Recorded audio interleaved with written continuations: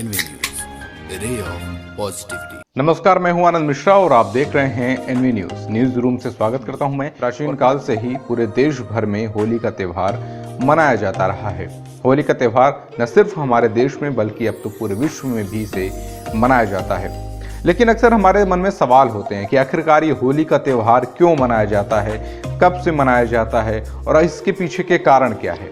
एक कहानी जिसे हम सभी लोग जानते हैं और बचपन से किताबों में उस कहानी को लगातार पढ़ रहे हैं, और वो है हिरण्यकश्यप और होलिका की कहानी, जिसकी वजह से हम ये होली का त्यौहार मनाते हैं।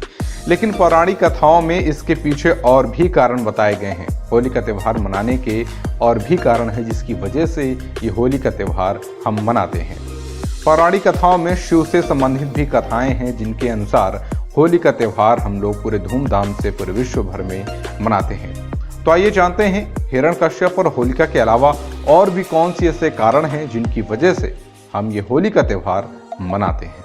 प्राचीन काल में होली केवल फूलों से या फूलों से बने रंगों से ही खेलने का प्रचलन था, परंतु आधुनिक समय में रंगों एवं गुलाल से होली खेली जाती है। इस दिन तरह तरह के पकवान बनते हैं, जैसे गुजिया, मठरी आदि। रंगों के इस त्यौहार में लोग गिले शिकवे भूलकर एक दूसरे को गले लगाते हैं, खूब मस्ती करते हैं। ये त्यौहार बुराई पर अच्छाई की जीत का प्रतीक भी माना जाता है। होली का त्यौहार मनाने के पीछे कुछ मान्यताएं हैं।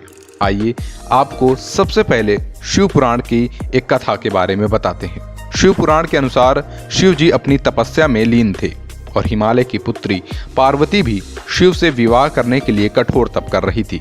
शिव पार्वती के विवाह से इंद्र का स्वार्थ छिपा था, क्योंकि ताड़कासुर का वध शिव पार्वती के पुत्र के द्वारा होना था।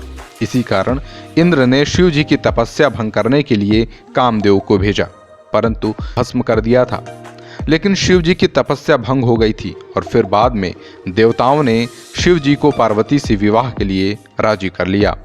इस कथा के आधार पर होली को सच्चे प्रेम की विजय के उत्सव के रूप में मनाया जाता है। इसके अलावा होली मनाने का एक दूसरा कारण और भी है। वासुदेव और देवकी के विवाह के पश्चात कंस जब देवकी को विदा कर रहा था, तब आकाशवाणी द्वारा उसे पता चला कि वासुदेव और देवकी का 8वां पुत्र उसकी मृत्यु का कारण बनेगा। तभी कंस ने उन दोनों को कारागार में डाल दिया।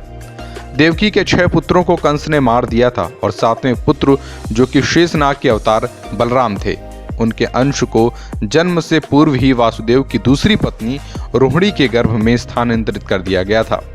फिर श्री कृष्ण का अवतार 8वें पुत्र के रूप में हुआ। उसी समय वासुदेव ने रात में ही श्री कृष्ण को गोकुल में नंद और यशोदा के यहाँ पहुंचा दिया और उनकी नवजात कन्या को अपने साथ ले आए। परंतु कंस उस कन्या का वध नहीं कर सका और फिर से आकाशवाणी हुई कि कंस को मारने वाले ने तो गोकुल में जन्म ले लिया है। इस कारण कंस ने श्री कृष्ण को मारने के लिए उस दिन गोकुल में जन्मे सभी शिशुओं की हत्या करने का काम राक्षसी पूतना को सौंपा। वह सुंदर नारी का रूप बनाकर शिशुओं को विष का स्तनपान कराने गई, लेकिन श्री कृष्ण ने राक्षसी पूतना का वध कर दिया। उसी दिन फाल्गुन पूर्णिमा थी, अतः बुराई का अंत हुआ और इसी खुशी में होली का त्यौहार मनाया जाने लगा। इसके अलावा इसकी एक और कहानी है जो कि राधा कृष्ण के प्रेम से जुड़ी है। राधा कृष्ण के पवित्र प्रेम से भी जुड़ा है रंग होली का त्यौहार। श्री कृष्ण लीला का एक अंग बसंत में एक दूसरे पर रंग डालना भी मनाया गया। इसलिए मथुरा वृंदावन की होली राधा कृष्ण के प्रेम रंग में डूबी हुई होती है। बरसाने और नंदगांव में लठमार होली खेली जाती है। NV news, ray of positivity.